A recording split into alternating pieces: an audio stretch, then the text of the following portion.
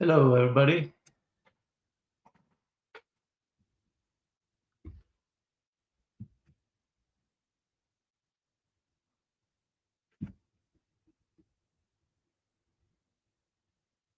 Is anyone here or?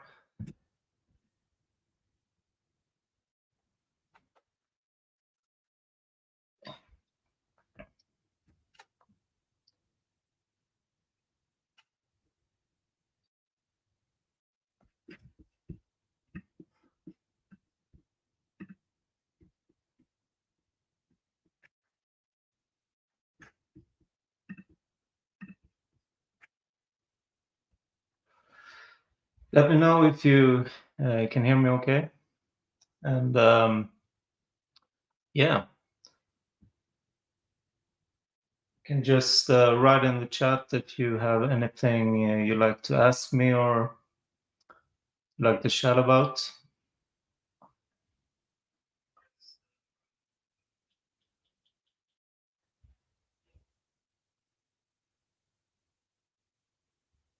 I guess there is 3 people watching.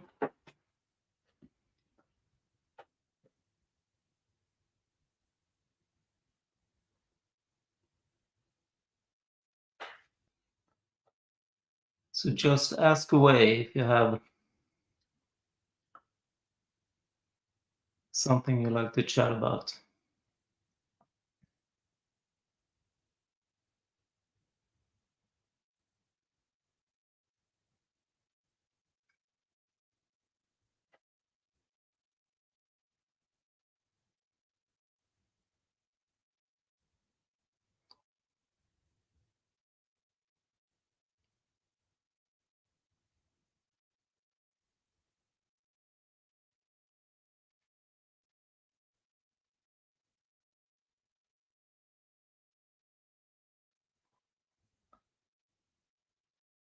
I'll take some minutes more, and if there's no questions or anything, I think I'll end the stream. But please ask away if you have something you like to know, some records you want me to show or something.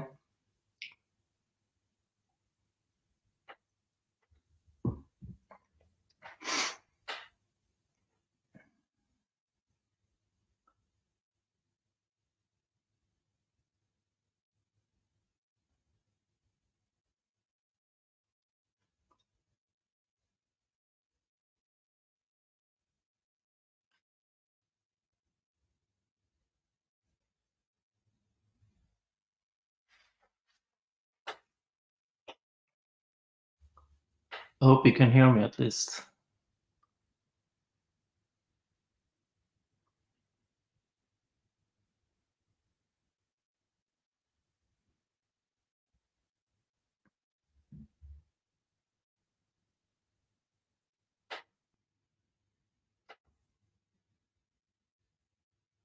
I'm doing this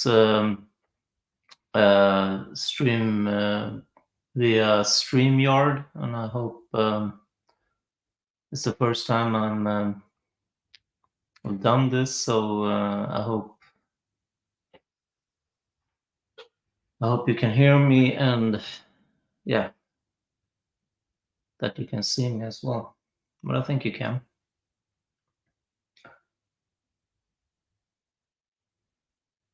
But I thought it would be a fun idea to do a live stream and let anyone who wants to chat or ask me any questions. Could be anything. So just ask away or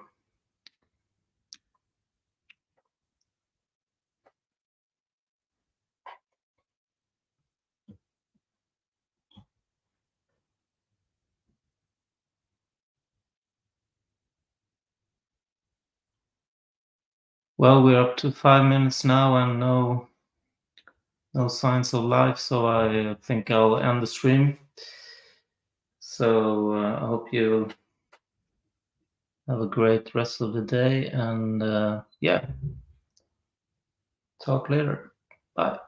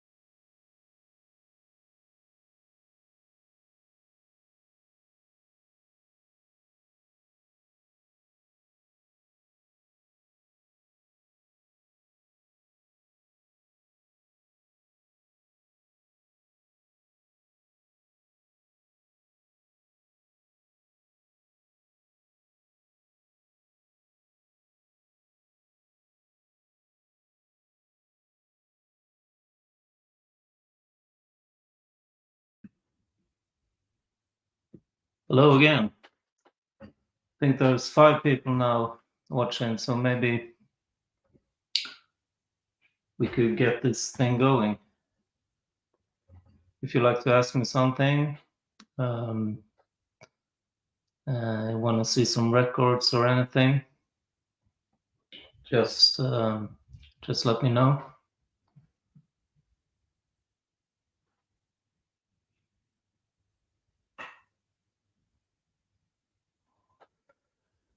Been receiving some new arrivals lately, and also waiting on some more in the coming week or something.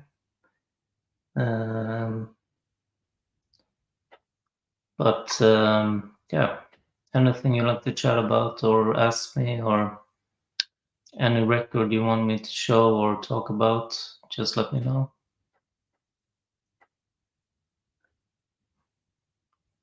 I have my, like I said, I'm using the StreamYard service for this live stream, and I have the live chat here on my phone. So anything you like to, like I said, ask me something, you can write in the chat. Um, I thought it would be a fun idea to get some folks to um, chat with or ask me some questions if you like. Otherwise, you can just write end the stream now.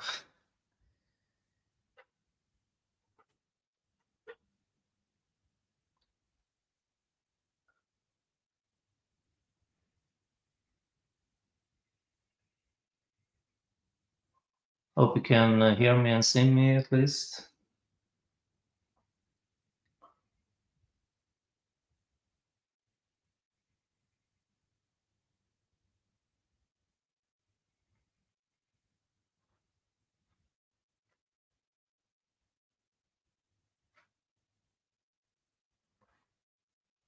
Maybe I can try and write something myself in the chat here and see if it works.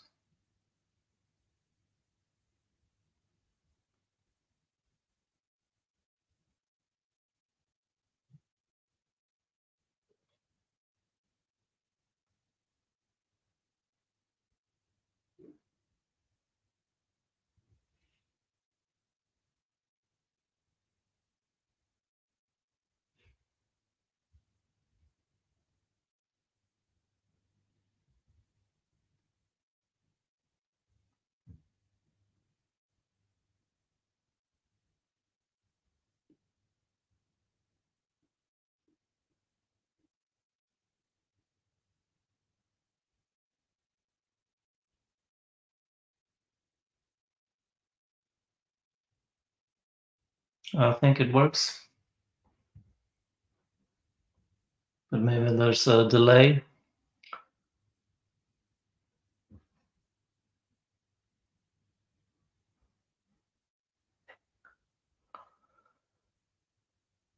See, there's five poor souls watching. Wonder who you are. Maybe you can write something or let me know. Like I said, ask me anything. Anything about jazz vinyl. Or if you want me to show any records or something.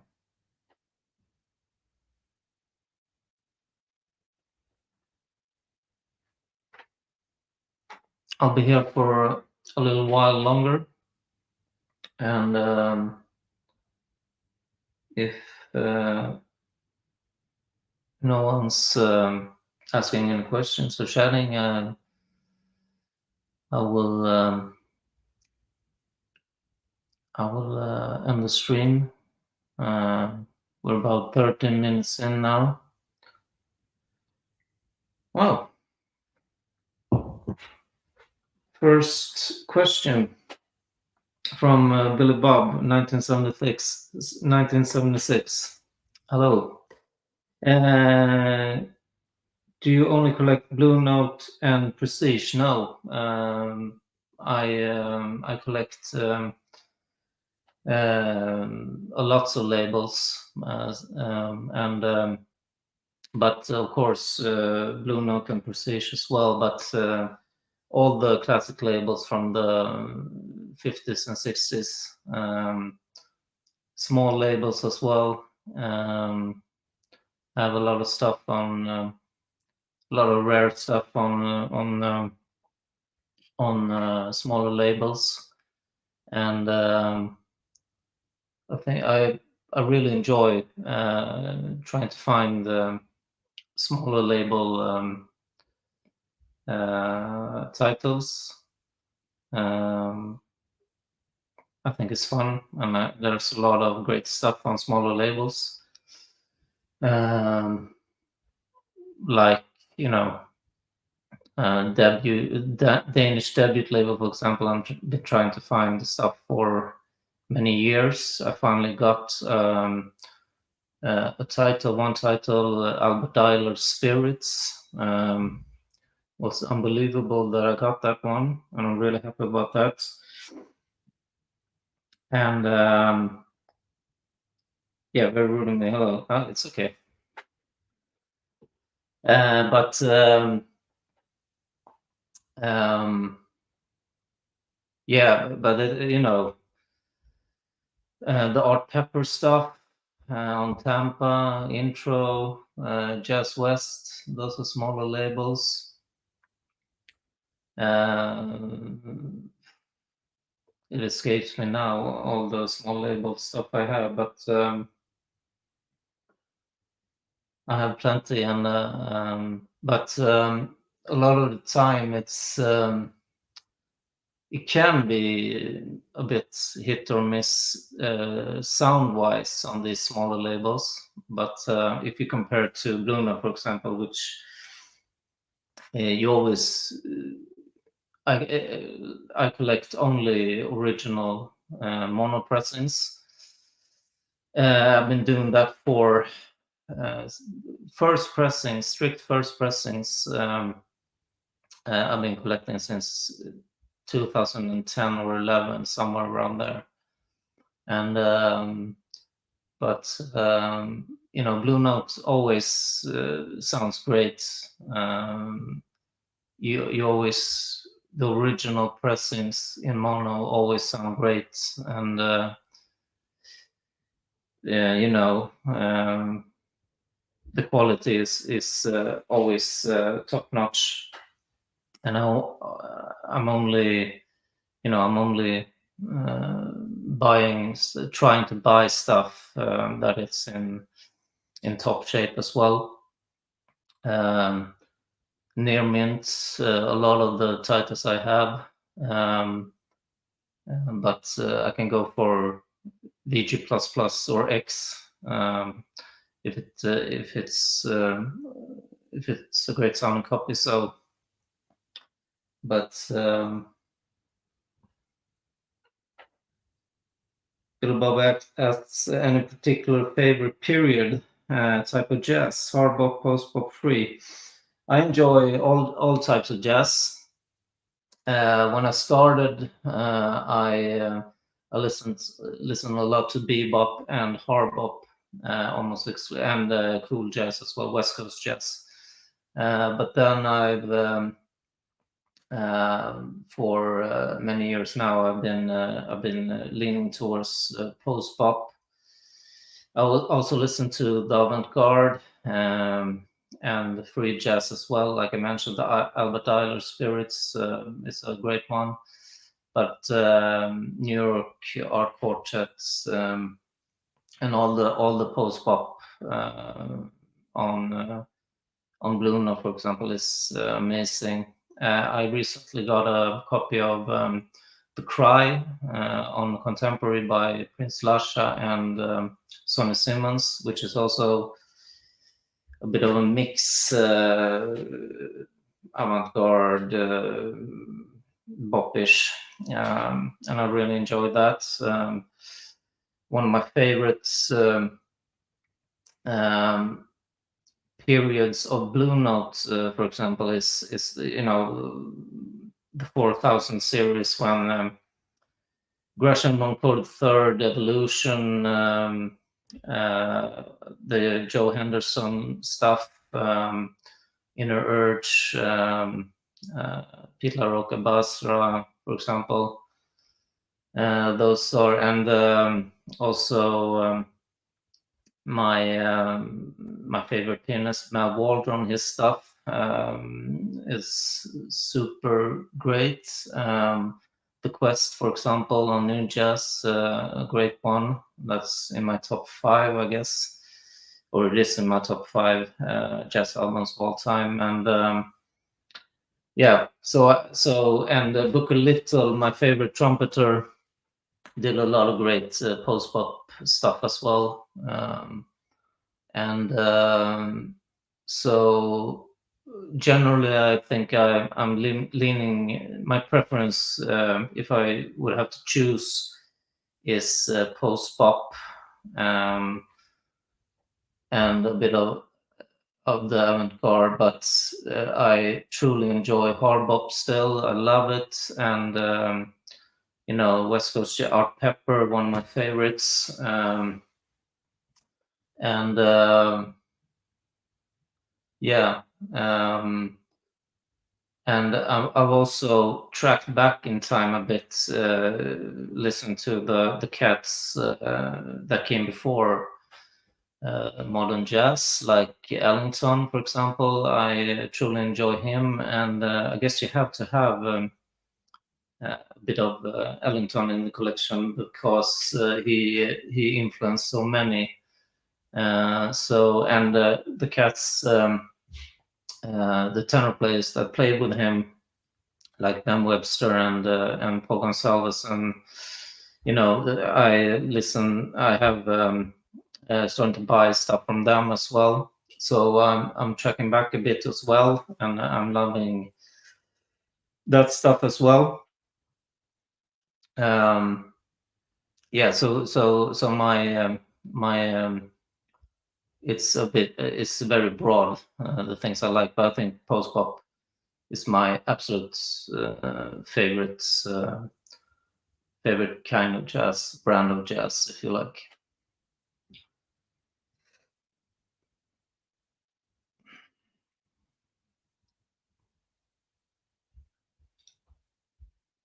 Yeah, Bob says I love Mal Waldron, but I find he repeats a lot of themes throughout his playing. There's no criticism. He is immediately recognizable. I agree with that. Very recognizable. I guess his style changed a bit as well after that nervous breakdown. I guess it was from heroin use, and he had to learn all over again to play. And I think his style maybe changed a bit um, as well there. But I've also I also not explored fully. He released a lot of stuff later in his career, and I haven't explored a lot of that. So I have a lot still to explore. But the thing is also that I can stream a lot of stuff, but I've for all these years I've been using the Miyajima Zero mono cartridge. Before that, the Kotetu, and those are true mono cartridges. And so I can only play mono records, and a lot of stuff, the later stuff from Malvern, for example, is in stereo. But I stream it, so no problem there. But I really need to maybe uh, buy another deck with a stereo setup, because there's a lot of stuff in the um, later 70s and 80s that I truly enjoy. So, but overall, I'm a mono guy. I love the sound of mono, and jazz in mono is wonderful. And with that cartridge, the Miyajima Zero, it's unbelievably great sounding. I can really recommend that cartridge. But it's a true mono cartridge, so I don't know the technical is something with the axis, something that you can't play. You can only play the mono records from the 50s and 60s, when they cut I guess a cut in a different way, not a stereo lacquer or stereo cut, a narrower groove, so it's a bit wider grooves, and I'm using a 0.7 needle, the width of the needle, conical one. Had a 1 mil before that, but I thought that the tracking of the inner grooves were not optimal with that one, the 1 mil. So I changed to 0.0 mil, and it sounds amazing. Tracks really well all the way through to the middle of the record. So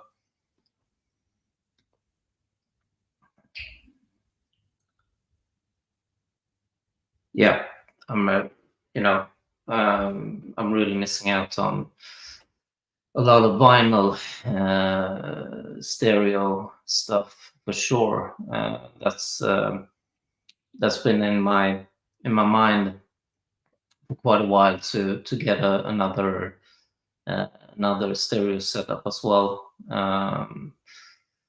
So, but you know, like I said, I'm a mono freak, so I truly love that sound, the mono sound of these 50s and to late 60s albums. So we'll see what happens. There's so much in the mono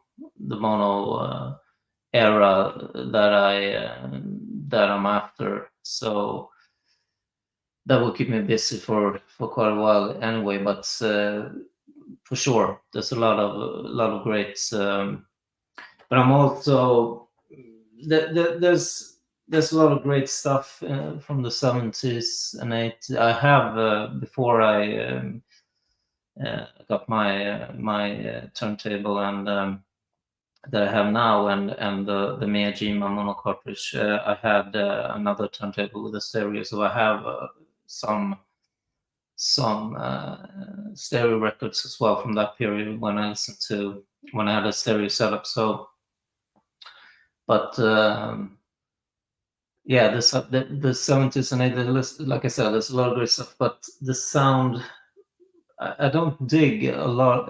Some of the, when it becomes electric bass and different sounds. I'm a bit old-fashioned. I truly enjoy the 50s and into the late 60s when it was acoustic recordings more overall anyway. So, but yeah.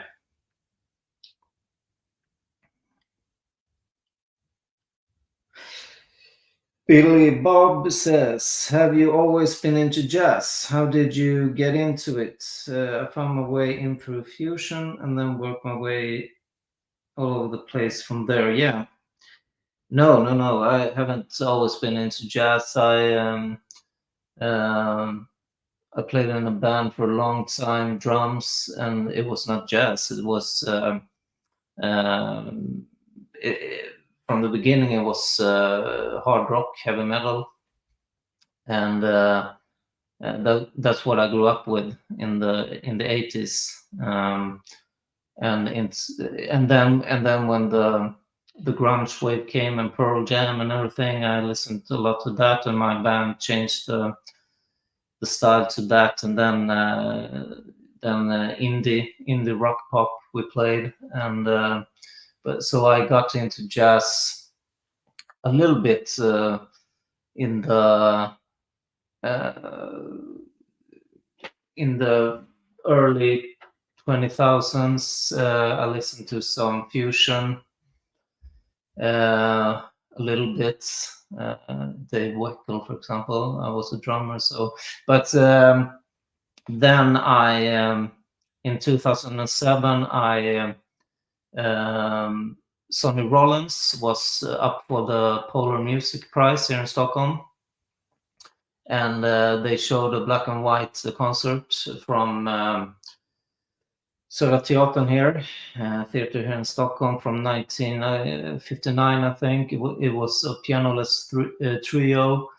He's playing pianoless trio here in Europe with Henry Grimes and Joe Harris. Joe Harris stepping in for Pete LaRocca, and they showed that on black and white from Södra Teatern on television, and that was it. I got hooked on jazz ever since that I saw that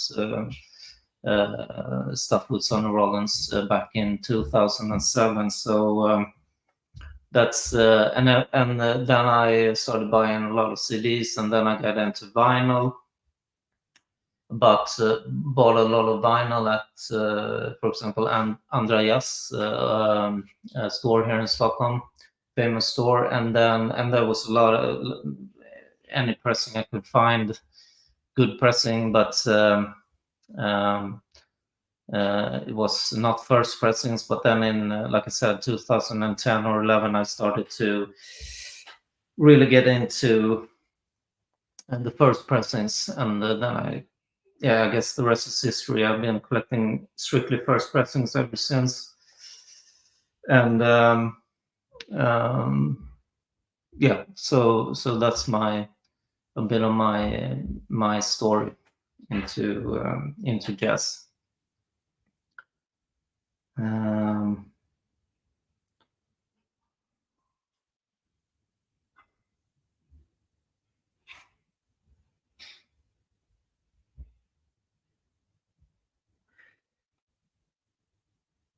so really nice to get some questions, Bill Bob.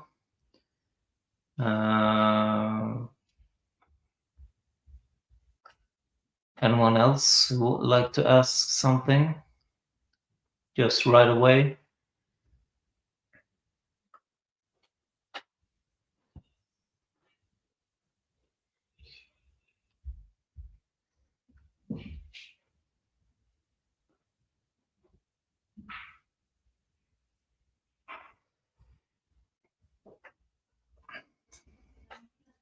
Starting to get dark here in Stockholm. Dark. It's a bit of yeah. It's getting a bit darker here. It's about 8:30 in the evening here in Stockholm.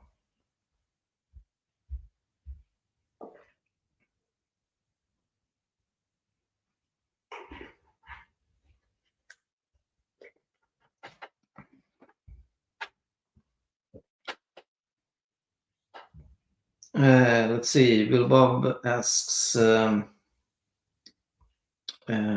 you have any interest in Scandinavian jazz? I collect British jazz being from the UK. Yeah.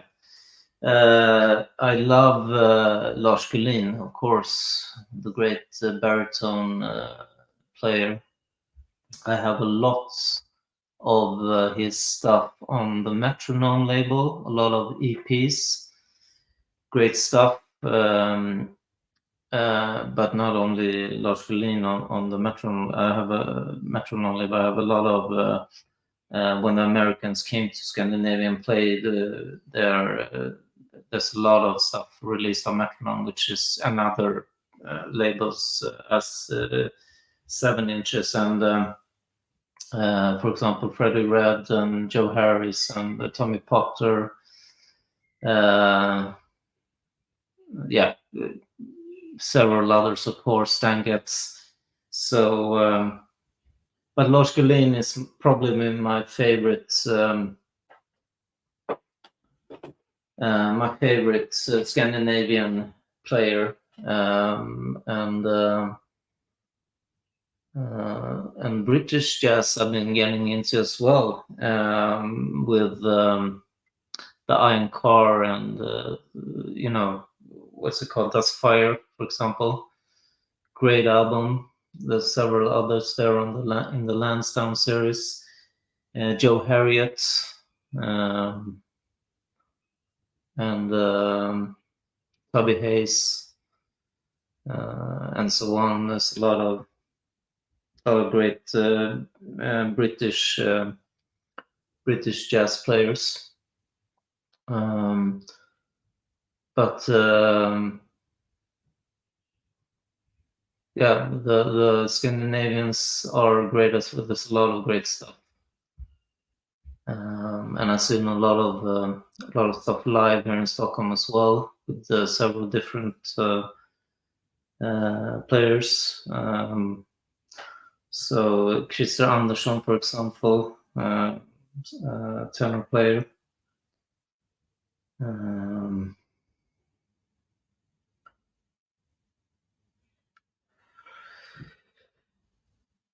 And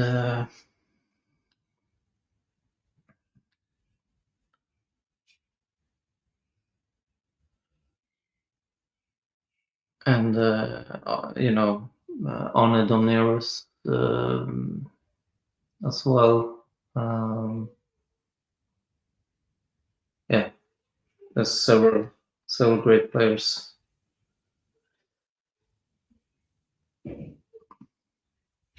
Bernd Rosengren as well, who I saw several times live, and he was great player. He also did some stuff on in the 50s on the Metronome. Oh, I think it was the Sonnet label or something. It was a Sonnet label, 7 inches, which I also enjoy a lot. So yeah, we have several great players here from Sweden.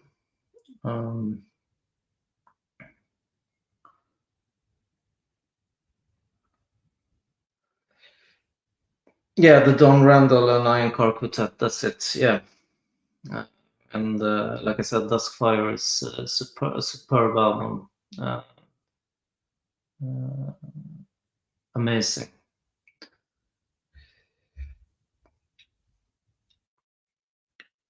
Yeah, Michael Garrick maybe is on that as well. Duskfire, is he? Hi, Keto. Hey, Keto.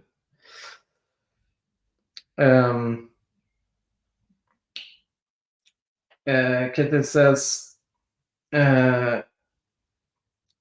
if I could say something about my current collecting strategy and what you are thinking about getting into next. Well, I, because I've been for so long, or since like I said, 2010, 11, I've been buying first pressings, and they have always been expensive. They're not cheap by any means, of course. When you collect all these classic labels, but and if they're in great condition as well, vinyl cover. But so the problem is a bit for me that I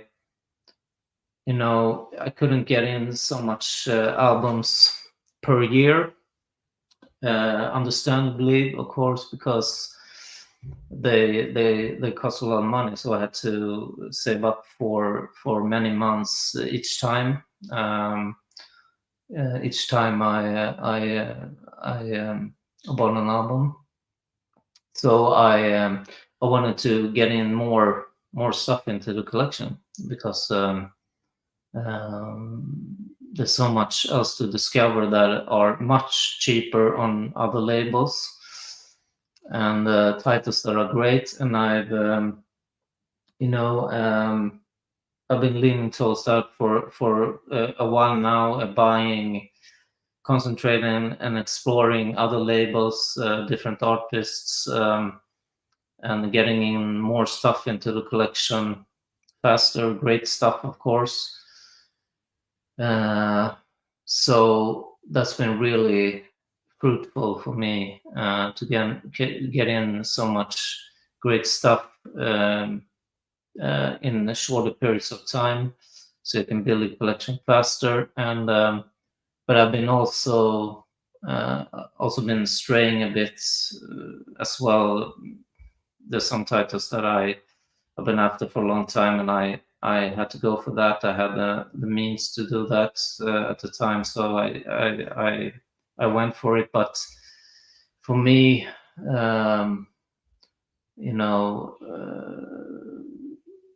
dishing out so much money for these, very rare and desirable stuff, and it's not justifiable, I think, anymore. I still buy expensive records, but the really, really top tier collectibles, if you will, I have a lot of those, and maybe I'll the stuff is not cheap still that I buy, some of them, but a lot of stuff is comparable, very cheap compared to what I've been after before. And So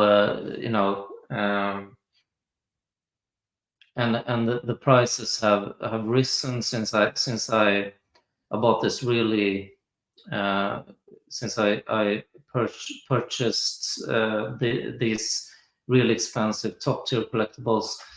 They were expensive then, but now they're out of reach. It's crazy how they've risen in price. So if I started collecting now, I would never ever be able to afford these records. And so I'm extremely happy to have been able to save up way back then and buy these records. So I'm I'm yeah, I'm very happy about that. So, but what I'm thinking of getting into next, like I said, I've been getting into a lot of the stuff. I'm tracking back a bit with the Ellington tenor players, Ben Webster and Paul Gonsalves, and there's a lot of other players from the past, Lester Young and stuff. I mean, I would try to focus on, and there's so many great artists that I haven't explored fully yet. There's it's endless, I think. So I'm exploring everywhere. So and I recently got in, like I said, The Cry on Contemporary with Prince Lush and Sonny Simmons. That was awesome record. I guess those two cats are on Illumination, I think, on the Elvin Jones and Jimmy Garrison album on Impulse. I think they are there, yeah. And but those two cats, I'm aiming to explore a bit more. So uh, and yeah, I'm just exploring high and low everywhere. So I haven't focused on a specific artist or anything or style of jazz. I just take everything in, and if something comes available, I'm streaming it and listening to it if I haven't heard it before, and I go for it if the price is right.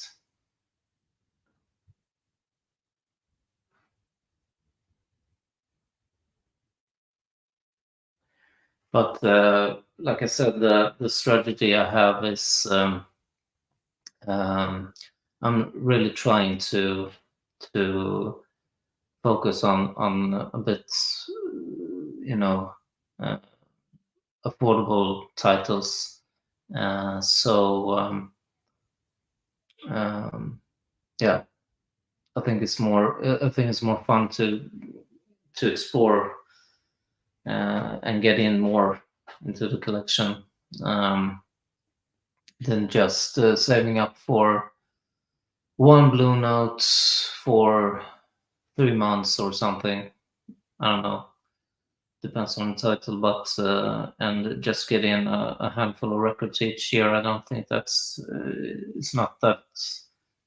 I've been very disciplined for since 2010, 11. So I'm now uh, you know and I guess it was a great idea to be that focused and disciplined and saving up for these high-end collectibles because they are awesome and I'm so happy to have them in the collection. Um, like I said, I could never be able to afford them now, I guess. So yeah, very happy that I took that route, but now I'm really enjoying exploring these other labels, different artists more broadly, and getting in cheaper titles, more titles into the collection at a faster rate.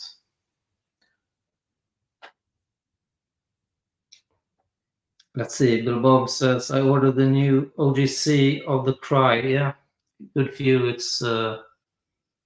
fantastic record, amazing record. So good for you. I like to collect originals, but like you said, prices today make many beyond reach. Yeah, now, which is a shame for a lover of jazz, of course.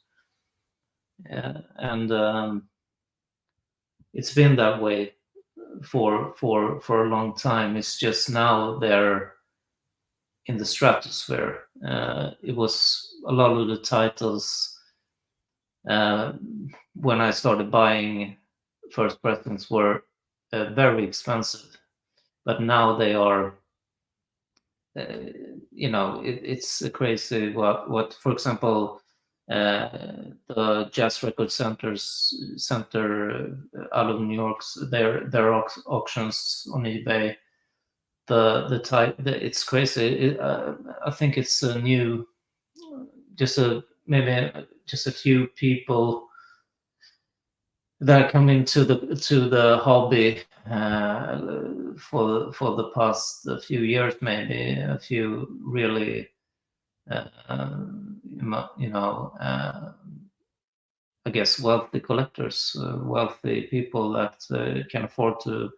There was a that Blue Train, for example, for over 10,000, or was it 12,000, 13,000, I don't know, dollars.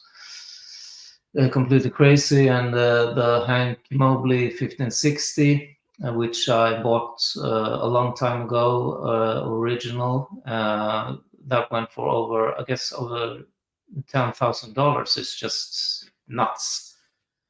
So that title, for example, was expensive when I bought it, but it was nowhere near what the prices are seem to be, at least for some sellers right now. So, and the problem is when these crazy prices, when these crazy prices happens, maybe many sellers or some dealers or something maybe thinks those records are worth that now, so they're asking crazy prices as well, and so that's not good.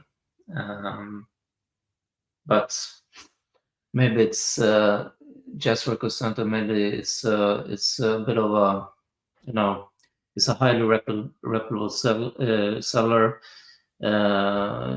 I bought many records from Jazz Record Center, and they are great. I have a really good communication with Fred there, Fred Cohen. He's great, and so good for them that I get this kind of that kind of money for the records. But they're it's almost like, well, you don't need even to watch the auctions anymore because the prices are too much right now. So, but maybe it's maybe that will cool off, or maybe it will rise even more. I don't know, but yeah.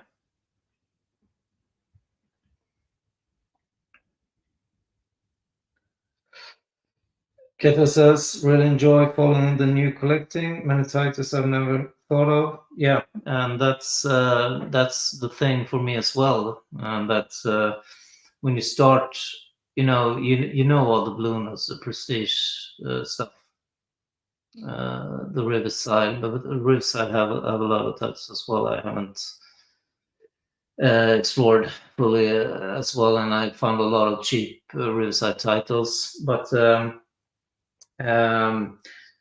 So I've been finding a lot of new stuff that when looking for cheaper titles that I haven't heard before. I've seen it. I know it, but I know that those titles exist, but I haven't listened to it, explored it fully. So I've gotten a lot of great titles that's a bit under the radar, maybe. Cheaper stuff that is wonderful, and a lot of new artists as well that are on these records that I haven't heard before. So it's a win-win to look for cheaper stuff and exploring different labels and new artists. So it's been absolutely great to do that. Do you buy a lot in Sweden, or is internet the way to go? At least here in Norway, titles are impossible to find. The thing is with I've for the most part, or almost exclusively, since I started collecting these first pressings, I've been using, through the internet. Because there's stores here in Stockholm that have a lot of first pressings as well, but I've been more into the internet, and I've been and through the internet I've been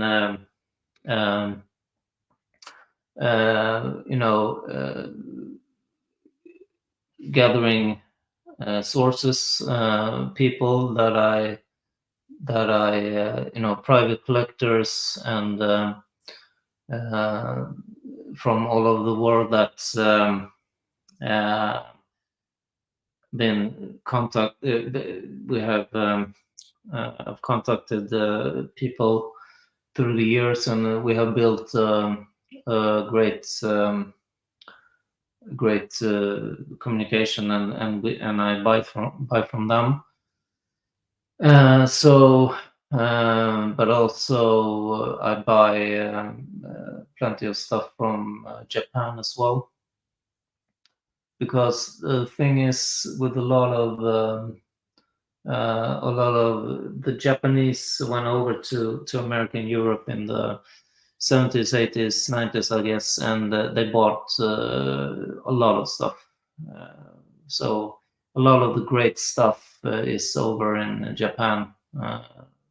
So I've been managing to find some sources there, and so I've only been buying a handful of albums, all the albums I have from physical stores. So almost exclusively it's been through the internet and connecting with other people, private collectors, and that's the way I've been acquiring my records. So, and but now also the stores here in Stockholm, there's a few that I bought from through the years, but the prices are not off the charts like the Jazz Record Center auctions, but they're not cheap either. So those stores know how to price the record. They know what the price the records are worth. So it's not like you're getting stuff for cheap. So, and but also Instagram. When I joined Instagram in 2021, I've been connecting with some people there as well and bought from them.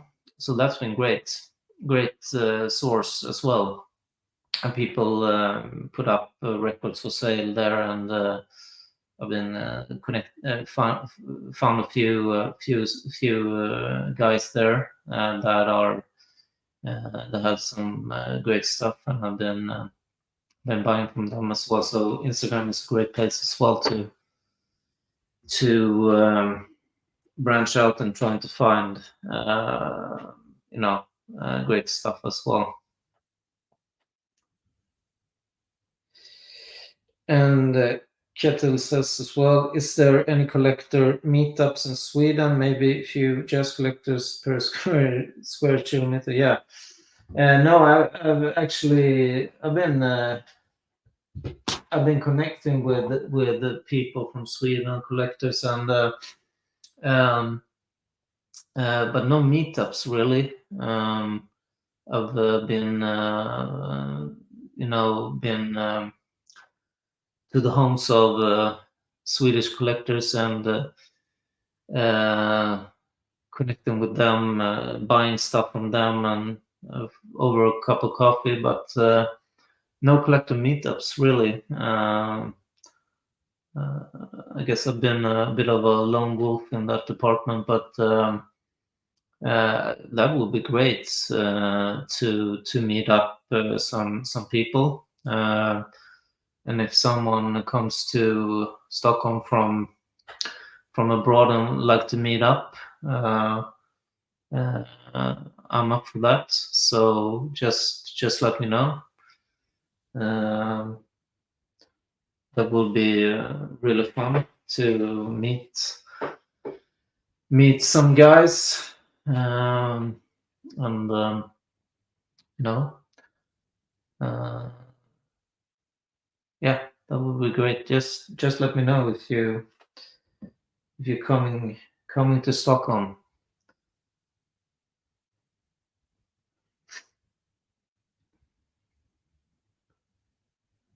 But there's some great guys in Sweden that collect, and I have contact through Instagram, and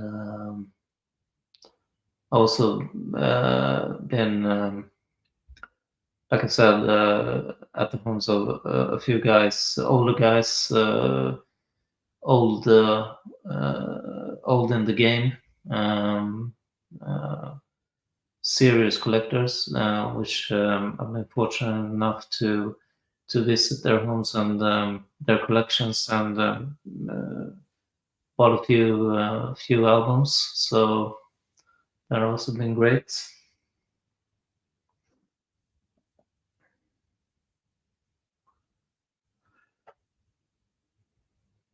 So Billy Bob and Kettle have asked a lot of questions. It's been very fun to try and answer them and chatting a bit with you. If there are anyone else who like to ask something or want to see any records or been following me. I've had a blog for a long time. fwrarejazzvinycollector.com, and before that was another site. So I have an online presence through my blog for many years, since maybe 2011, 12 or something, maybe 12.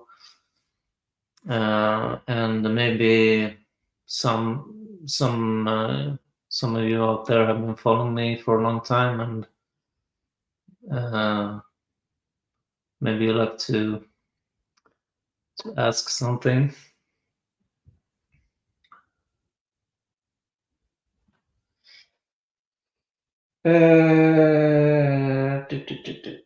Kitty says, first they're trying to come to Andreas this summer, but they are closed. I think, I think maybe they have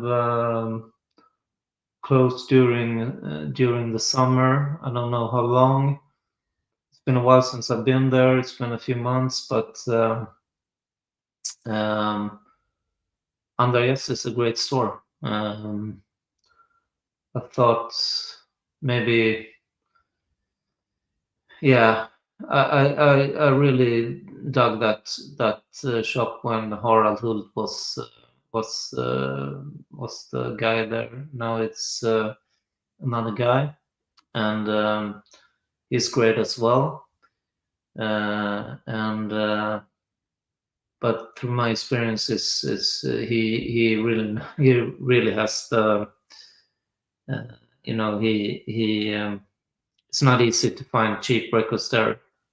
He knows what the records are worth, so it's difficult from my experience that to get something uh, you know cheaper than online or something. So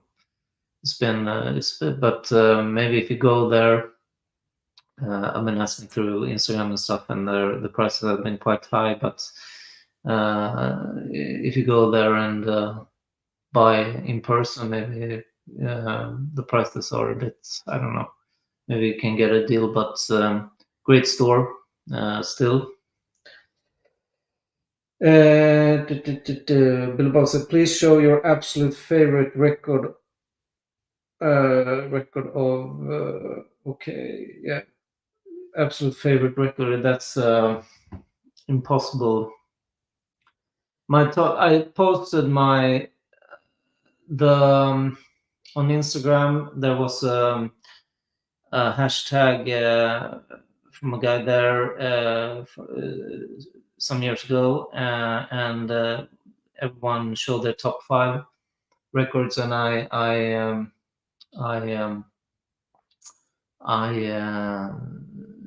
reignited that a bit to with the thought that my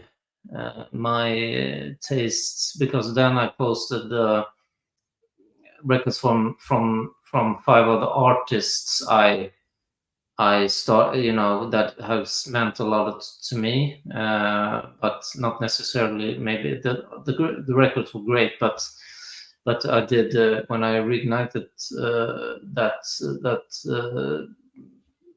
was another hashtag. But my top 5 favorite jazz albums.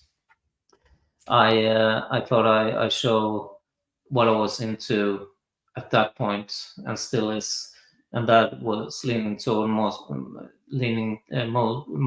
towards post pop. So I posted five albums there, and I guess those 5 are the still amazing, and probably still in my top 5. And it was I can show.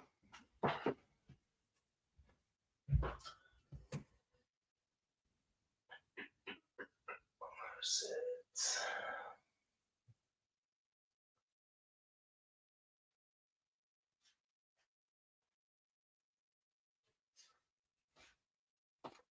Here's one I can mention. The Quest, original first on New Jazz with the wide deep grooves and the ABBA ring on one side. Very difficult to find. You can see the label there a bit, but the Quest, Mel Waldron, definitely in my top 5. Superb album. Warm Canto is one of the best jazz tunes ever written, I think, and it's got Eric Dolphy and Booker Irvin as well, so it's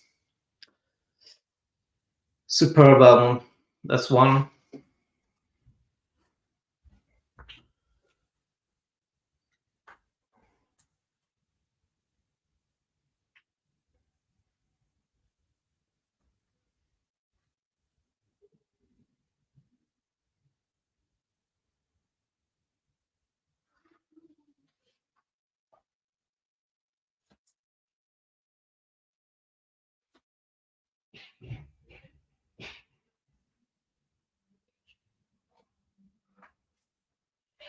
There's another one that was in my top 5.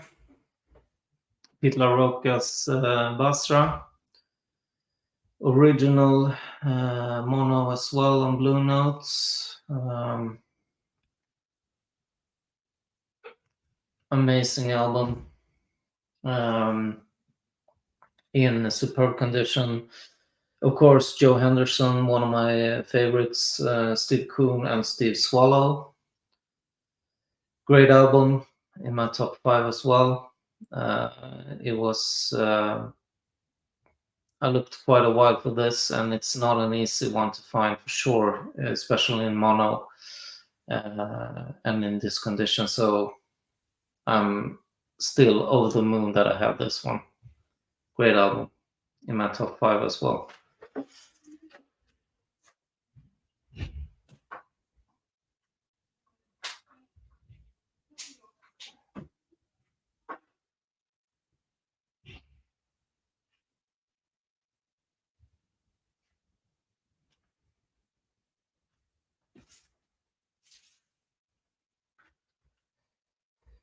Have to pull this as well. My favorite trumpeter, Book a Little Out Front on Candid, with Dolphy as well. Max Roach, very, he wrote all the tunes. Book a Little was a great composer. As well as amazing trumpeter, died very young, age 23, I think it was, like all the other great trumpeters. But yeah, this is an amazing album, very special. It's post-bop, and yeah, I can speak highly enough of this title. I'm after some other Book a Little titles as well, but they're very difficult to find. And Jazz Record Center had a couple of titles, and they went in the stratosphere price-wise. So I was out of luck on those, but I will try to find. I have several other Book a Little titles as well, as leader and as a sideman, but there's a few I'm missing. But this one is probably his best album. I think it's completely amazing. So this is another one.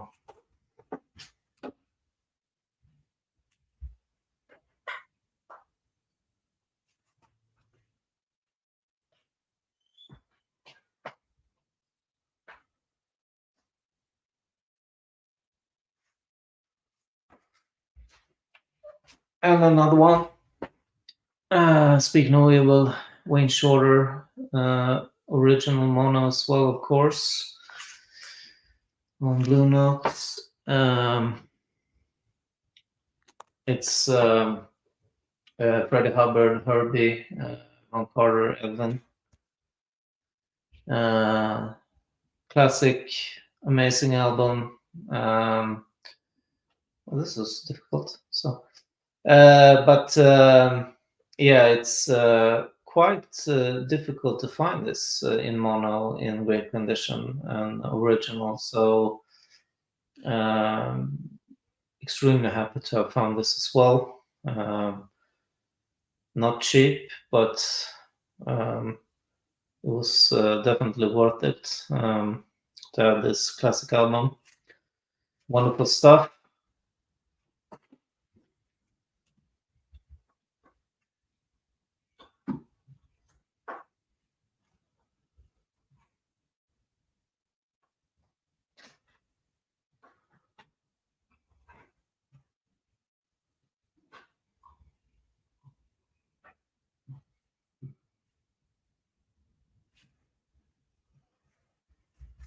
I can pull some 1500 series as well. Original Lee Morgan Volume 3 on Blue Notes. 1557. This was my favorite album for a long time. Still is a great one. Lee Morgan was also my favorite trumpeter for a long time, but now it's Book a Little less risen to top spot, but still love Lee Morgan.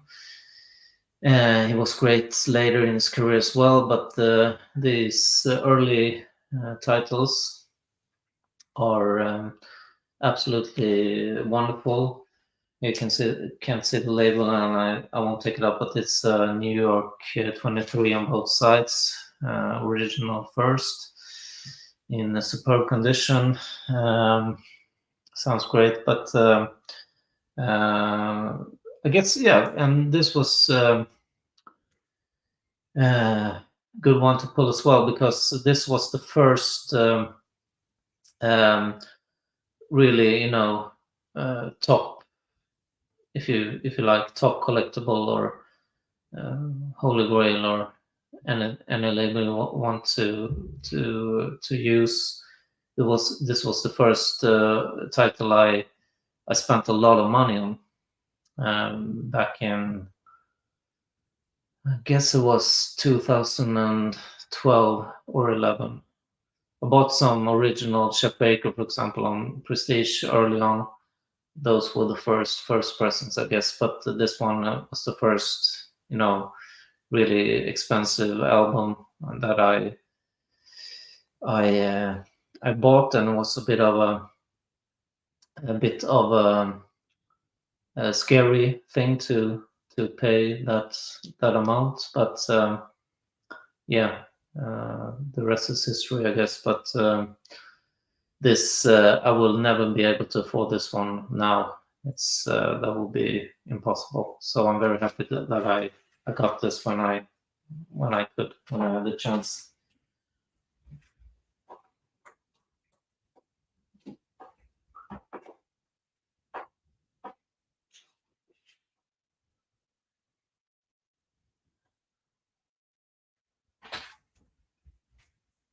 From the 50s as well, all-time classic, original mono of Cool Strut and Sonny Clark.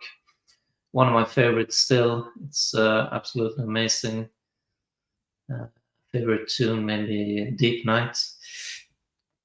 But this is impossible to acquire. Would be impossible to acquire now for me. It's it was expensive when I bought it a long time ago, but now it's completely and utterly out of reach.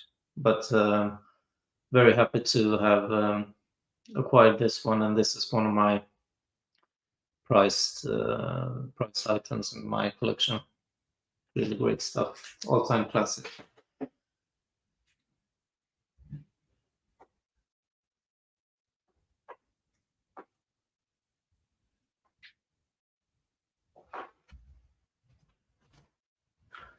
Let's see if there are any.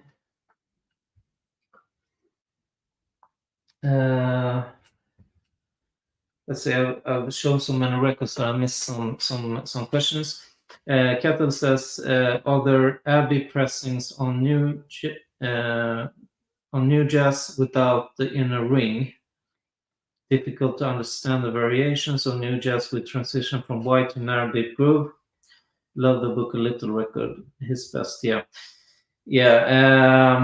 The new jazz is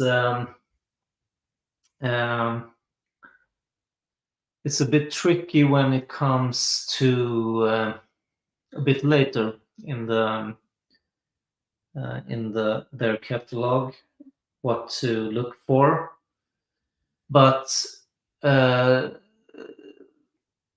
let's say the vast majority of titles in on new jazz have what to look for when it comes to new jazz is the wide deep groove and the purple label.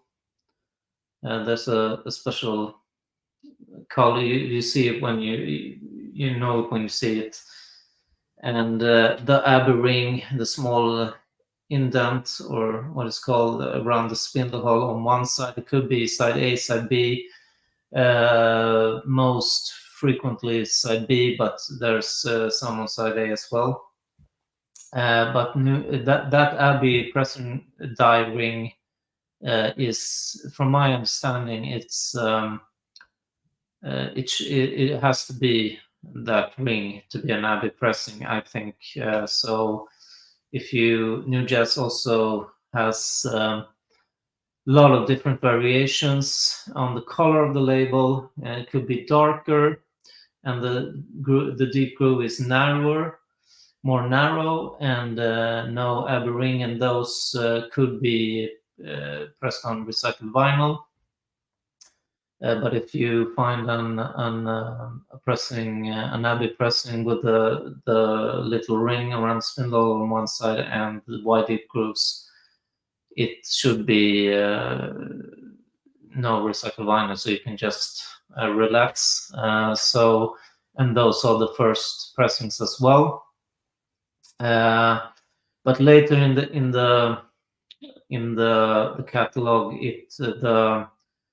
the wide deep grooves disappear, I think, and it all becomes narrow, and then no deep groove at all, and no Abbey ring as well. So I think those pressings are not Abbey pressings, because from my understanding, the Abbey pressings should have that little ring. So I have a couple of later pressing new jazz albums. One that I forgot to show. Probably maybe that's my favorite album. Actually,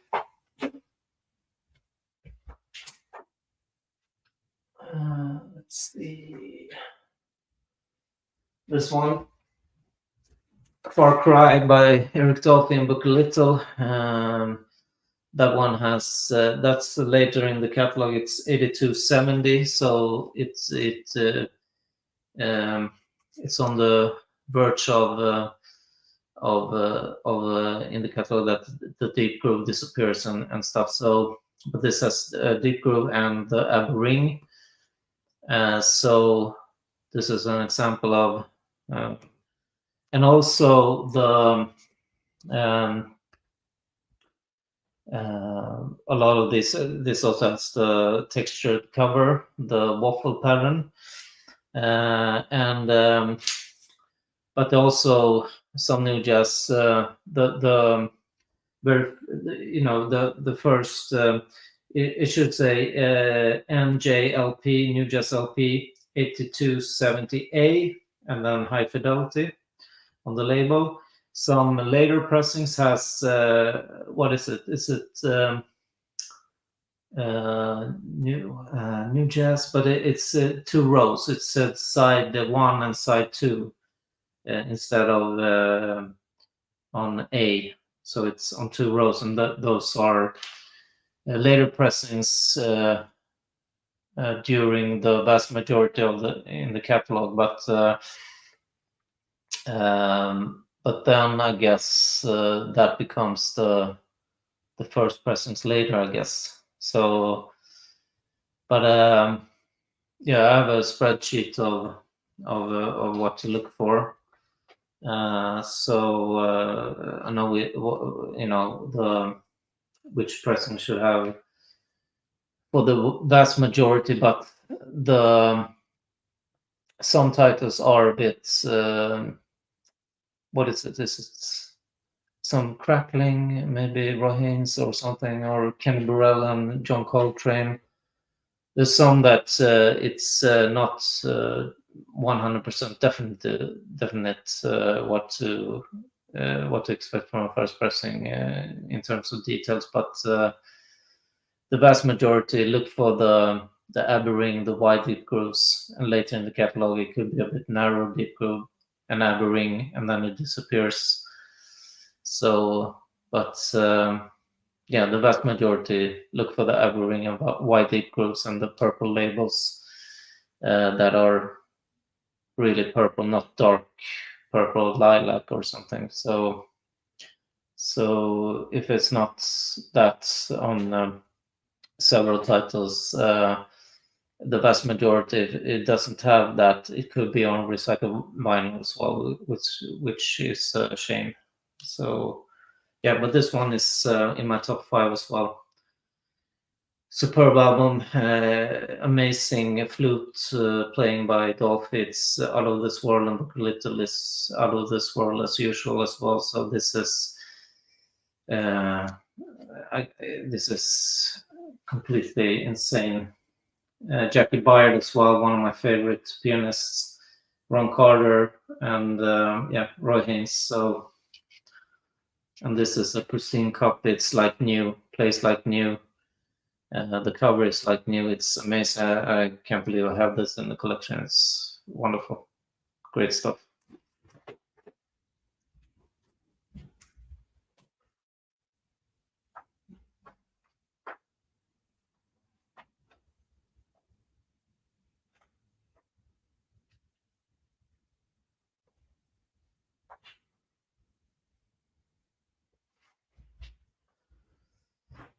Yeah,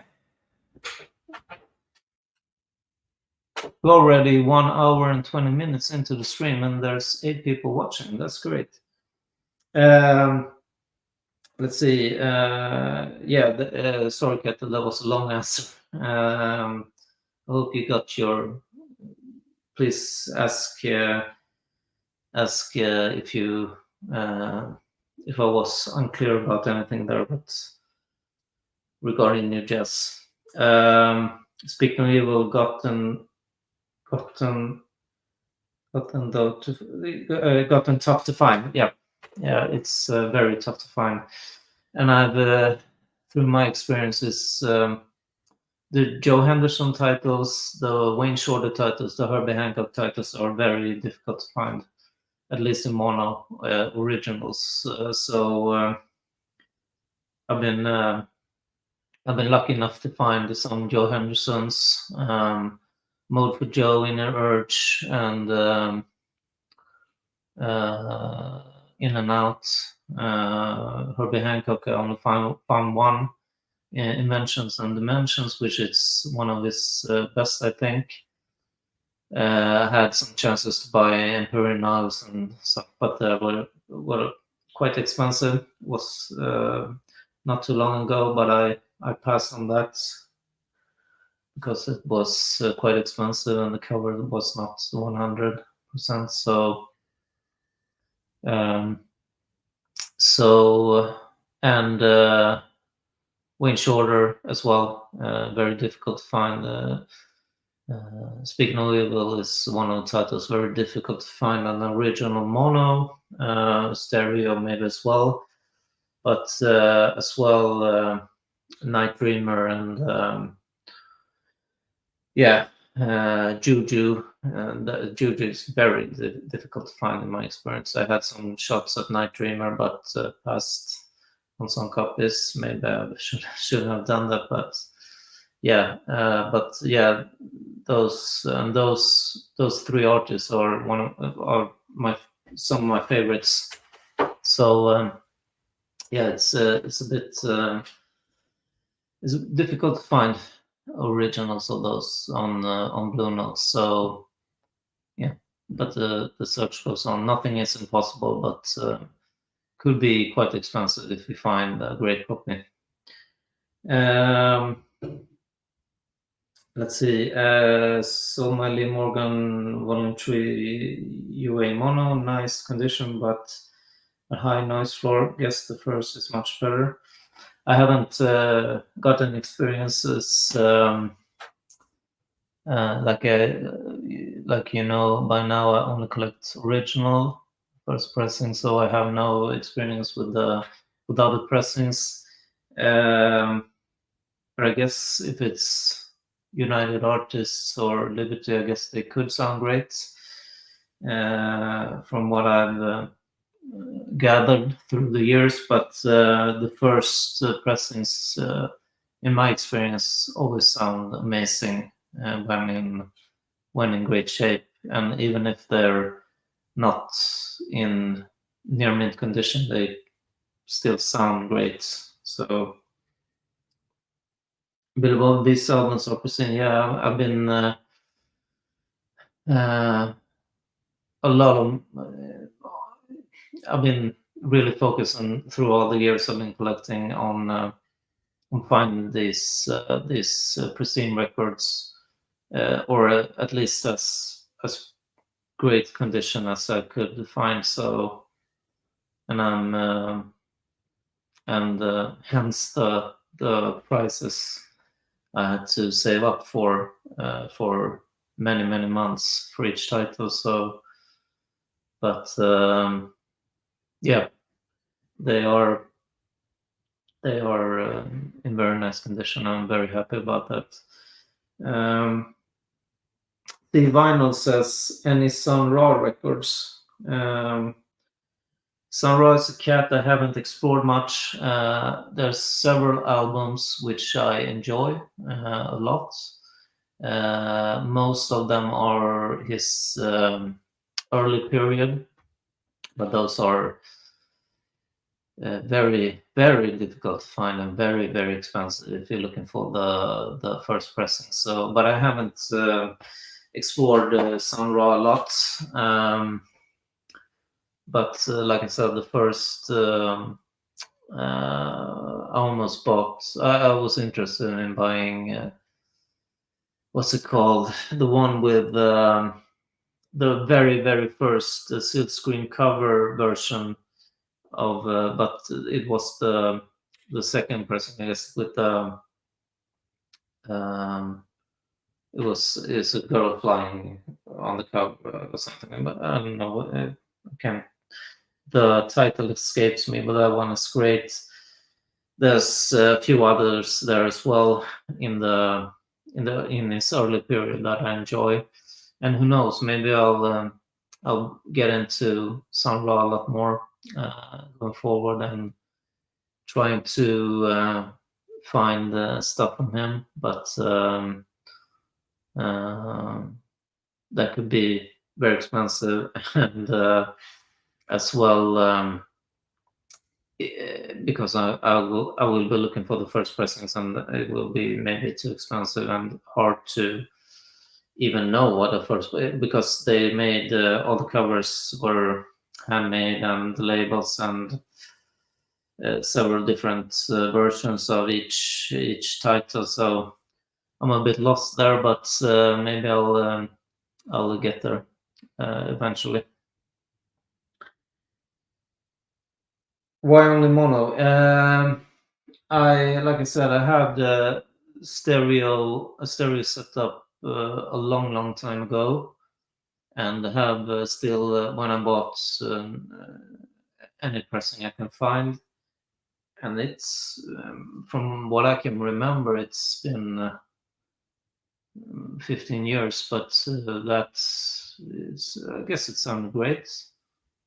But the mono, the thing with my setup now is I have a true mono cartridge, the Miyajima Zero true mono cartridge, and I can only play mono records, and I've been focusing on that, and the sound is completely amazing. So, and there's so much, but also the sound of mono, I really enjoy. I have a bit.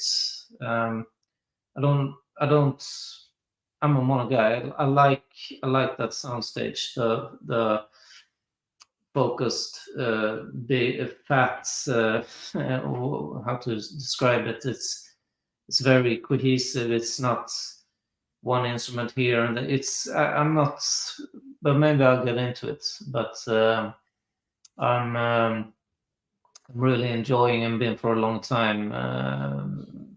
The mono experience. So I haven't I haven't even looked at getting a stereo setup until a few maybe 2 years or maybe 1 year. I've been thinking about it because there's several titles in the later eras of jazz that are only in stereo, of course, the 70s and 80s and stuff. But also I'm a bit. There's a few titles, but I haven't really gotten into the 70s and 80s and stuff. That brand of jazz, because I'm a bit on the fence about the electric stuff and the sound of those records. I enjoy more the 50s and 60s, the 60s.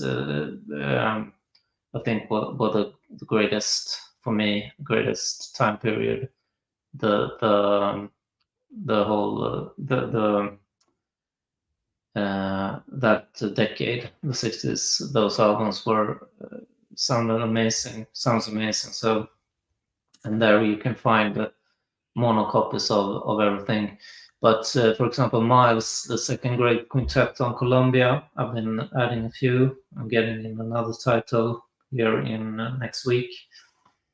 And that those titles are quite difficult as well to find in mono, because that was on the cusp of the stereo taking over. And for example, Nefertiti is very difficult to find in mono because there was only a radio station copy that was pressed in mono, and that one with a white label, the white banner on the front that says radio station copy, and that is a mono, but the rest is in stereo, so it's very difficult to find that one, for example. But I found ESP and another one which I won't mention because it would be, I will post that on Instagram, which is another great title. And Columbia is also a label that is quite tricky to know which the first pressing is. ESP, for example, should have guaranteed high fidelity on the bottom of the label in black, not the 360s with arrows, mono. There's a second pressing, for example, so that's a bit tricky as well. Yeah, so, but maybe I'll get a stereo setup one of these days, because I've been thinking about it. But it's also do I want to buy more records, which I want, of course, but or should I save up for another deck, another stereo setup? So for now, I like to buy records and build a collection, but maybe I'll get to buying a stereo setup as well. But I need to find space for it as well. There's more records. This double calyx shelves are almost filled now, so I need to buy more shelf space because I'm getting in a lot more records now when I'm focusing on buying cheaper titles. So the room will become a bit smaller, more records. So where should I place the new the second deck? Maybe here or something. But yeah, we'll see. Let's see. I hope I answered your question, Kettle, on the why and the mono. Better sound. I think the sound is great, but I'm open to buying stereo records as well when I get if I get the new deck. But the mono experience with the Miyajima Zero is amazing, so I'm very happy. Do you think prices of original jazz records will start to ease in 24 after strong increases during the pandemic? We have already seen things cool down a bit in 23 and 24, asks Alex Mounts.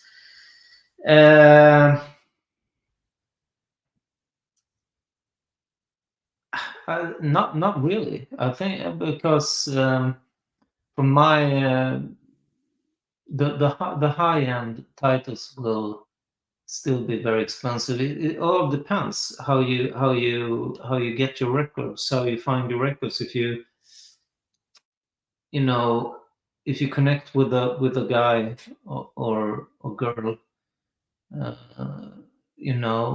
that sells has some great titles, and you connect with that person, and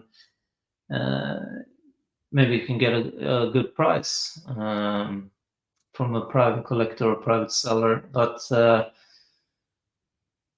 and it's always been that way, I guess. So, but from what my experience, the online stuff, for example, like I mentioned earlier in the stream, the Jazz Record Center stuff, but that's maybe an anomaly. But those prices are insane, and they keep on keep on getting higher, even for non-blue notes.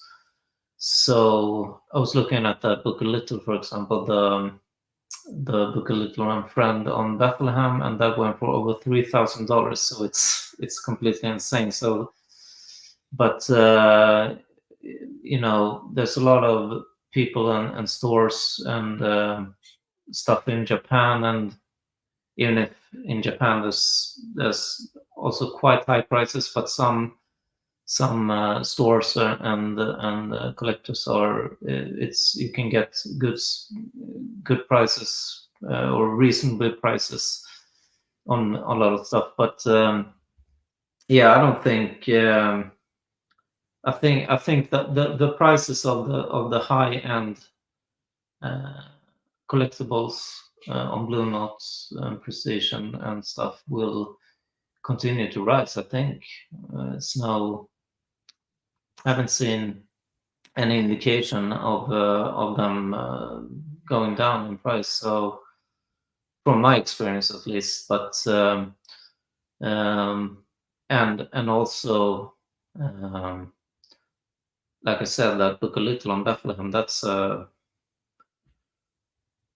a $3,000 record. It's completely crazy. So that's not on Blue Note or anything. So, but like I said, Jazz Record Center is maybe an anomaly. The very reputable seller, a lot of followers.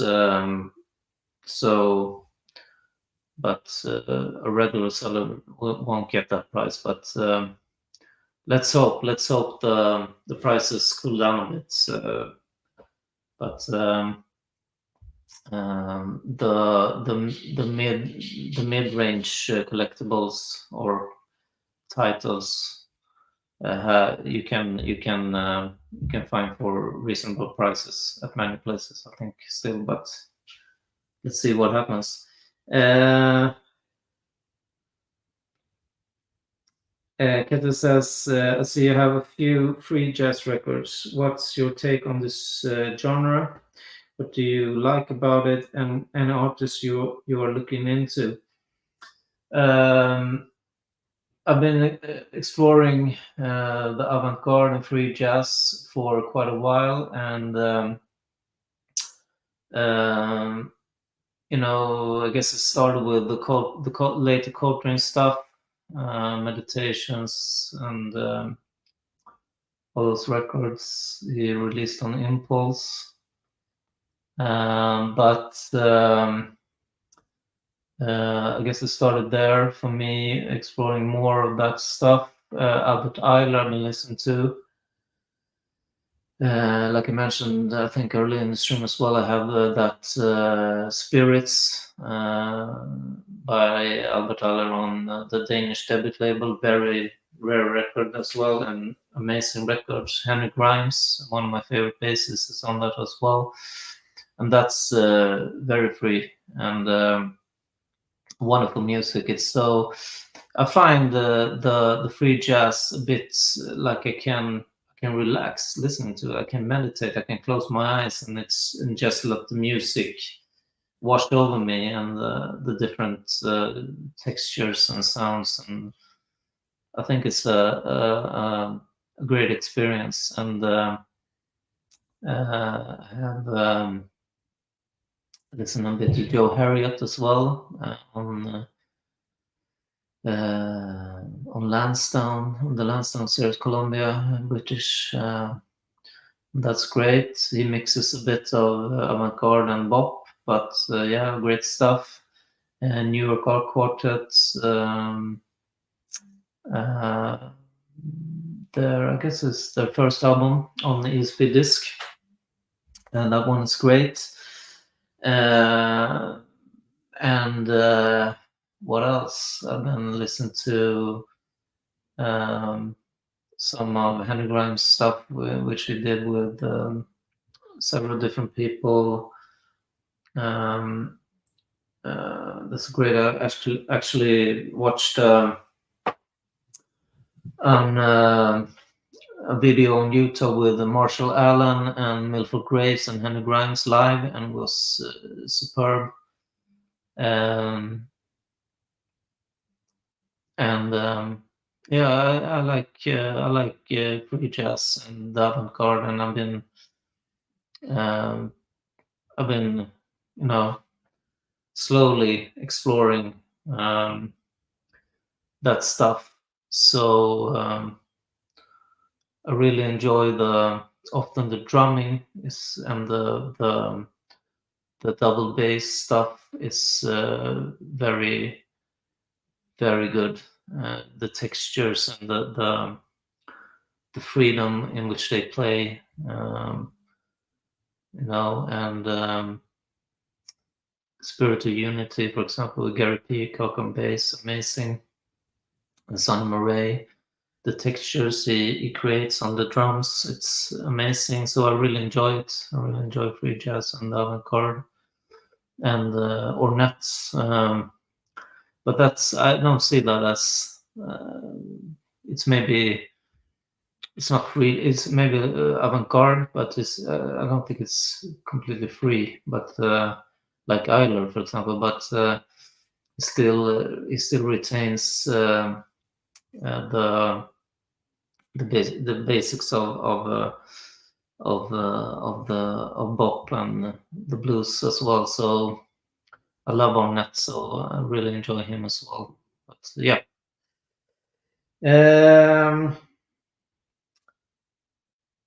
I can't say I've noticed. Billy Bob says I can't say I've noticed prices cooling for the things I'm interested in. Right. That's my take as well.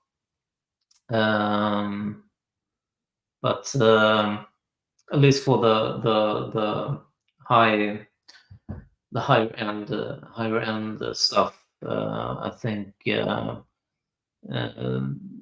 haven't seen those prices cool down.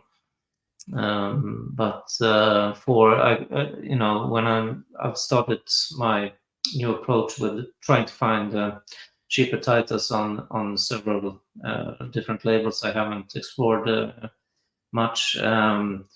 You can find titles for very reasonable prices compared to the Blue Notes and Prestigious and stuff. So yeah.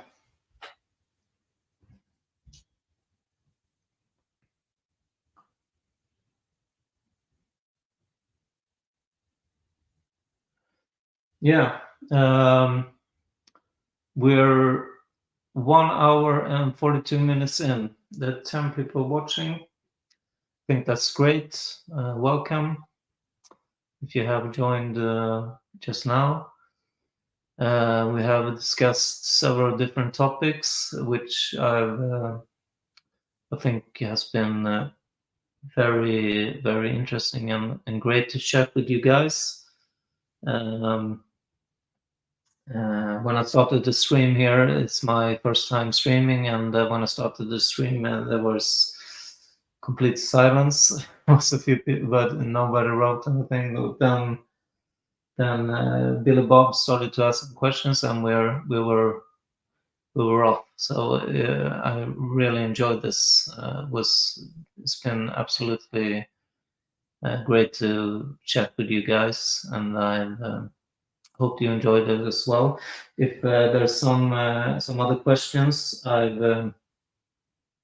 from any other cats or you guys that have commented already, I can stay on for a while longer. So and I can if there's something you like me to. Some records you like me to show or talk about, just ask. And yeah, you can ask me anything.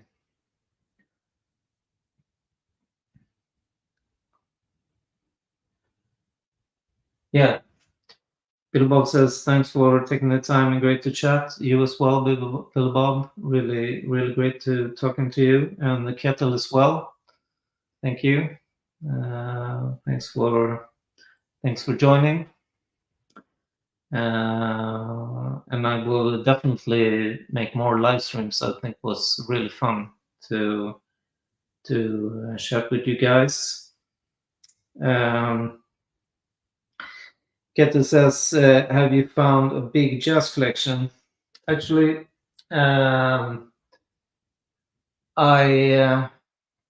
got contacted some years ago from a guy in the US, and he had a absolutely insane collection to sell, and he contacted me through my blog, and it was all first pressings, blue notes galore, first pressings, and I asked him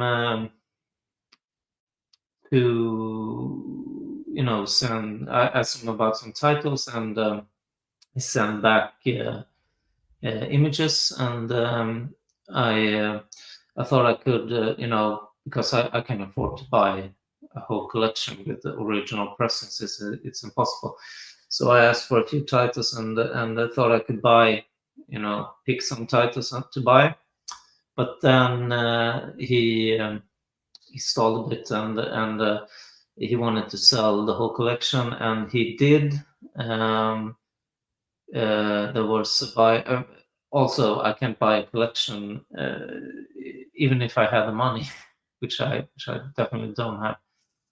I could how to ship it from the US. He lived in, I guess it was upstate New York or something. So I can ship thousands of records to Sweden, can I? I don't know how that would have worked out, but no matter, it was too much money. But the money was for that collection. It was a very, very good price. A lot of money, but it was worth tenfold that or more. It was a completely insane collection, and he sent me a picture as well, which I still have of that collection, and it was a lot of albums. And but that was my chance to have I don't know how many records it was. Maybe it was several thousand, 5, 8, 10,000. I don't know. It was a lot of records. But if I had money to buy that, I would have been set. Could have stopped collecting maybe straight away. But that was my only chance to buy a collection, and it was a superb opportunity. But I couldn't afford it, and it was in the US. So yeah, but I still think about that once in a while. What it'd been like to buy all those great blue notes, but I'm happy with what I have. It's been blood, sweat, and tears to collect what I have, and I'm happy with the stuff I've been collecting. So, but that was a great opportunity.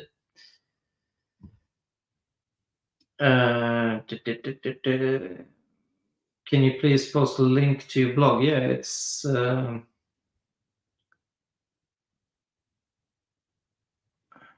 let's see. And I've been doing my blog for a very long time, so maybe some of you have. I know Kettle has been following me there as well, but I've been doing it since 2000 and maybe 10 or 11, or 12, maybe 11, something. So for a long time.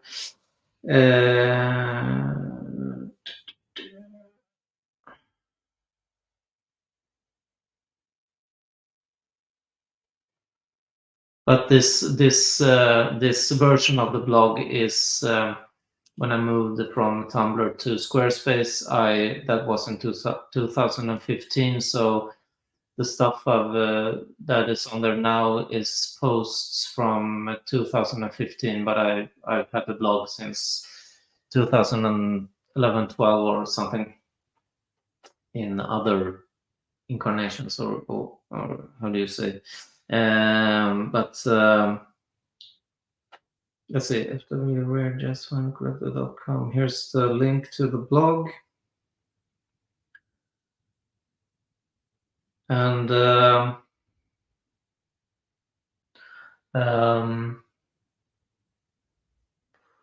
so if you like to look at older blog posts, you can scroll down the whole page and older posts, or more the easier way is to go to post history, and then you can see all the months and years of all the posts.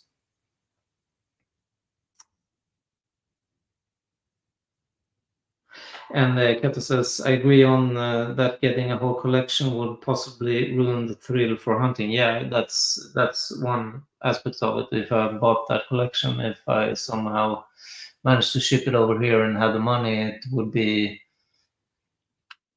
yeah, it will still be tight as I would have been after. It was not all in that collection. So, but I think collecting the way I have been collecting has been good for me, and it's more, I think it's more fun than buying a whole collection and you have all the blue notes in one swoop.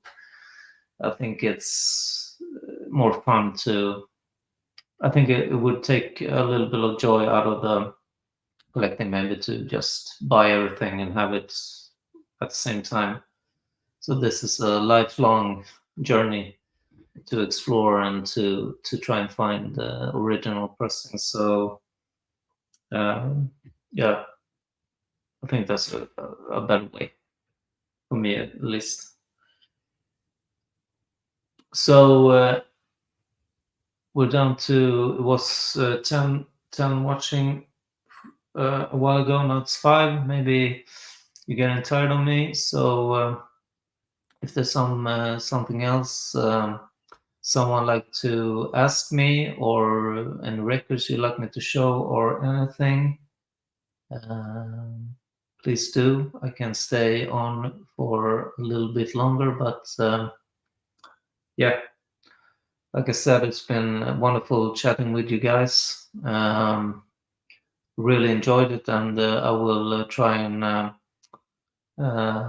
and do more live streams. I think this is a great format. It's more yeah, it's more fun again, I think, than to do a Instagram post or a video and upload to YouTube. Here I can chat with you live, and we can, yeah, it's more fun, I think. So I should be doing this definitely more. But yeah, just ask away. Write something in the chat if you like. I can stay on, like I said, a bit longer.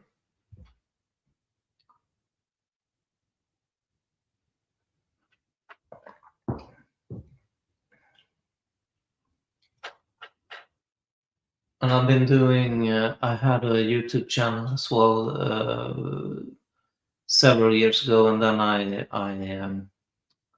I stopped that, and I went off YouTube for a few years, and then I've been back since, I guess maybe it was last year, somewhere around last year. Or was it 2 years ago? I don't know. Last year maybe. That I started doing YouTube videos again, and I follow a lot of guys on YouTube. There's a lot of great channels, and yeah, it's a great community, the vinyl community, for sure. So, and these live streams are a great way for me to connect with you guys. It's been great.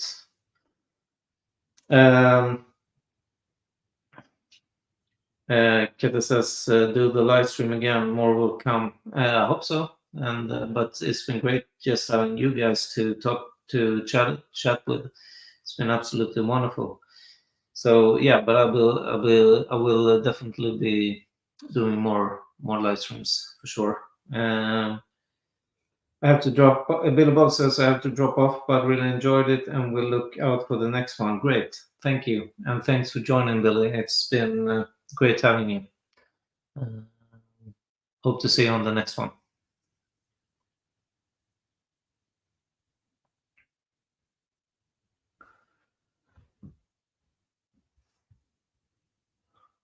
So we're approaching 2 hours, and I thought it would be um, entertaining enough to have some people watching after 2 hours, but it's been great, like I said. So if there's anyone else who would like to ask me something or show a record or anything like that, just write in the chat and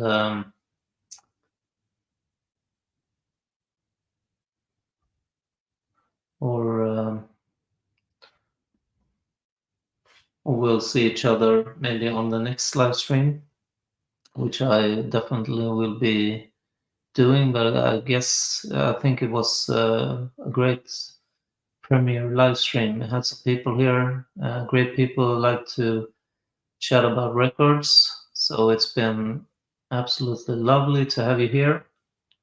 Really appreciate you joining. Yeah, Keto says, let's see, 7 inches. Yeah, I have quite a lot of 7 inches, a lot on the several different labels, but a lot of metronome from the 50s. With the Americans coming here to Scandinavia to playing with Swedish cats, a lot of Lars Berlin and the Americans that came over, Freddie Red, Tommy Potter, Joe Harris, Stan Getz. There's several others. Can't remember everything, but it's. I have a box with 7 inches, which maybe I can show some on the next live stream or something. Or if there's something you'd like to see now, I can post something. But I don't listen a lot to the 7 inches. I haven't done that for several years. But because I guess I was more in love with the format earlier, but it's just a couple of songs and then I have to change. And yeah, I'm more into the LP format now, and even the 10 inches. I love that format, but I'm more into the 12 inches, and that's why I've stopped buying the 10 inches. I have some that are great and that was after for a long time, and I managed to get them several years ago. But I've pretty much stopped. I'm pretty much focused on the 12 inches, but the 7 inches are great to have. It's I have almost all of the Americans coming over to Scandinavia to play all those and more. So I'm really happy to have that's almost a collection in the collection, so to speak. So a great historical artifacts or for Swedish in the Swedish jazz history or so to speak. So with all those great cats, Lars Berlin and Rolf Eriksson and stuff. So I'm really happy to have that in the collection. Yeah. And there's some, for example, the the overseas LP with Tom Flanagan on Prestige. that was originally released on 3 Metronome EPs. So technically, those are the first pressings, and the Prestige obviously is maybe you can call it a second or later. I don't know. It's original first US pressing, but the Metronome LPs, it was recorded here in Sweden, and Swedish engineer, and those are the first, I think. But I have both those 3 Metronome EPs and the overseas Tommy Flanagan original mono as well, which I'm also over the moon to have. Managed to get that a long time ago as well. So yeah. But yeah, the 7 inches are great. Okay, we're 2 hours in now, so I'm giving you a few seconds to write another question or something you'd like to ask me before I think we'll end this live stream. Someone who would like to ask something or say hello or something, please do. But otherwise, we'll see you next time. I think it's been absolutely awesome to have you guys joining in, and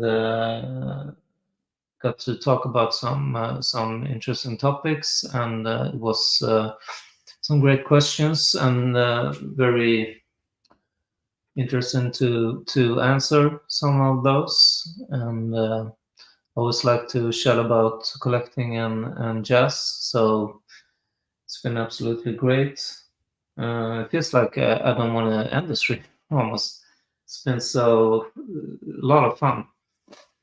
So, but 2 hours is a long time. It's just flown away, 2 hours. But it's been really fun. So, anyone else who like to ask something or something? Otherwise, we'll say goodbye for now, and I'll definitely be doing this again. Yeah. So yeah, have a good night. Time to listen to records for sure. Maybe not for me though, because we're putting our youngest to bed now. I have to help with that, I think. But have a great evening, Kettle, and the rest of you as well. And we'll see you next time, which I think will be quite soon, because this was a lot of fun. I think it was great talking to you guys, and thanks very much for joining. Much appreciated. Have a great evening, and see you later. Bye, guys.